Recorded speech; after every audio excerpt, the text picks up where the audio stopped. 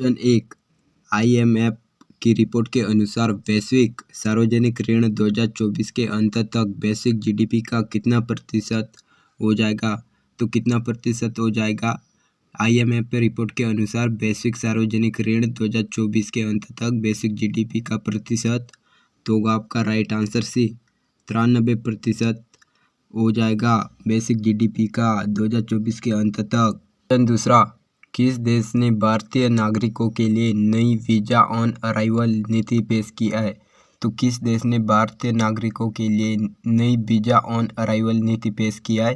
तो होगा आपका राइट आंसर ए यूएई ने भारतीय नागरिकों के लिए वीज़ा ऑन अराइवल नीति पेश किया है हाल ही में। क्वेश्चन तीसरा। निम्नलिखित में से किस राज्य में 18वें प्रवासी भारतीय दिवस का आयोजन किया जाएगा? तो किस राज्य में 18वें प्रवासी भारतीय दिवस का आयोजन किया जाएगा?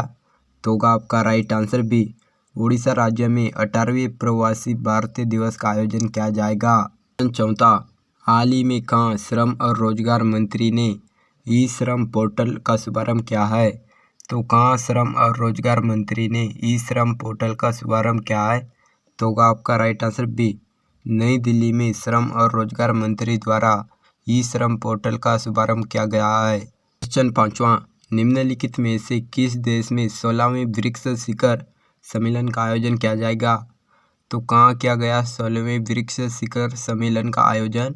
तो होगा आपका राइट आंसर ए चीन देश में किया गया 16वें ब्रिक्स शिखर सम्मेलन का आयोजन। क्वेश्चन छठवां।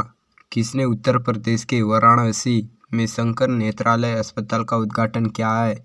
तो किसने उत्तर प्रदेश के वाराणसी में शंकर नेत्रालय अस्पताल का उद्घाटन किया है? तो होगा आपका राइट आंसर डी प्रधानमंत्री ने वाराणसी में शंकर नेत्रालय अस्पताल का उद्घाटन किया है। क्वेश्चन सातवां। क्षेत्रीय संपर्क योजना उड़े देश का आम नागरिक ने अपने शुभारंभ के कितने वर्ष पूरे कर लिए हैं? तो कितने वर्ष पूरे कर लिए हैं क्षेत्रीय संपर्क योजना उड़े देश का नाम नागरिक ने? तो होगा आपका राइट आंसर बी 8 वर्ष पूरे हो गए हैं उड़े देश का आम नागरिक के क्षेत्रीय संपर्क योजना का शुभारंभ। क्वेश्चन 8वां। किस राज्य सरकार ने राज्य की जनता को भूमि अधिकार प्रदान करने के लिए मिशन वसुंधरा के तीसरे चरण की शुरुआत की है? तो किस राज्य सरकार ने राज्य की जनता को भूमि अधिकार प्रदान कराने के लिए मिशन वसुंधरा के तीसरे चरण की शुरुआत की है? तो होगा आपका राइट आंसर डी असम के राज्य सरकार ने मिशन वसुंधरा के तीसरे चरण की शुरुआत की है राज्य की जनता को भूमि अधिकार प्रदान कराने के लिए। क्वेश्चन 9वां। भारत के प्रधानमंत्री अंतर्राष्ट्रीय अभिदम दिवस और किस भाषा की मान्यता देने के उपलक्ष्य में आयोजित समारोह में शामिल हुए हैं? तो प्रधानमंत्री अंतर्राष्ट्रीय अभिदम दिवस और किस भाषा की मान्यता देने के उपलक्ष्य में आयोजित समारोह में शामिल हुए हैं? तो आपका राइट आंसर होगा बी पाली भाषा की मान्यता देने के उपलक्ष्य में आयोजित में समारोह में शामिल हुए हैं प्रधानमंत्री। क्वेश्चन 10वां। भारत में प्रतिवर्ष किस तारीख को पुलिस स्मृति दिवस मनाया जाता है? तो भारत में हर साल किस तारीख को पुलिस स्मृति दिवस मनाया जाता है? तो होगा आपका राइट आंसर सी 21 अक्टूबर को हर साल भारत में पुलिस स्मृति दिवस मनाया जाता है। क्वेश्चन 11वां। हाल ही में किए गए एक अध्ययन में किस देश के प्रमुख शहरों में पीने के पानी में जहरीले पारएवल केमिकल पाए गए हैं? तो किस देश के प्रमुख शहरों में पीने के पानी में जहरीले पारएवल केमिकल पाए गए हैं?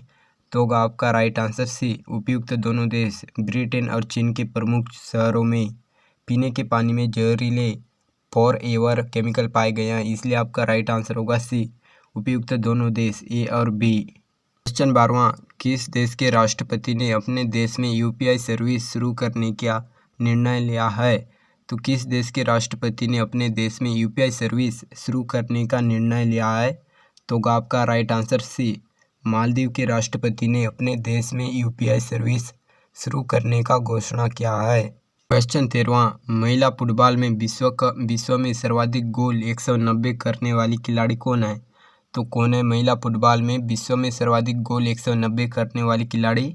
तो होगा आपका राइट आंसर ए क्रिस्टीन सिक्लियर महिला फुटबॉलर है जिन्होंने विश्व में सर्वाधिक गोल किए हैं 190 गोल। क्वेश्चन 14। किस राज्य ने ट्रैफिक उल्लंघन को रोकने हेतु सिटीजन सेंटिनल ऐप लॉन्च किया है? तो किस राज्य ने ट्रैफिक उल्लंघन को रोकने हेतु सिटीजन सेंटिनल ऐप लॉन्च किया है? तो होगा आपका राइट आंसर बी, केरल राज्य ने ट्रैफिक उल्लंघन को रोकने हेतु सिटीजन सेंटिनल ऐप लॉन्च किया है। क्वेश्चन 15, भारत और किस देश की नौसेना के बीच 13 से 18 अक्टूबर तक नसीम अल बर नौसैनिक अभ्यास सफलतापूर्वक संपन्न किया गया है? तो भारत और किस देश के साथ नसीम अल बर नौसैनिक अभ्यास सफलतापूर्वक संपन्न किया गया है? तो होगा आपका राइट आंसर सी, ओमान और भारत के नौसेना अभ्यास सफलतापूर्वक संपन्न किया गया है, जिसका नाम नसीम अल बर था।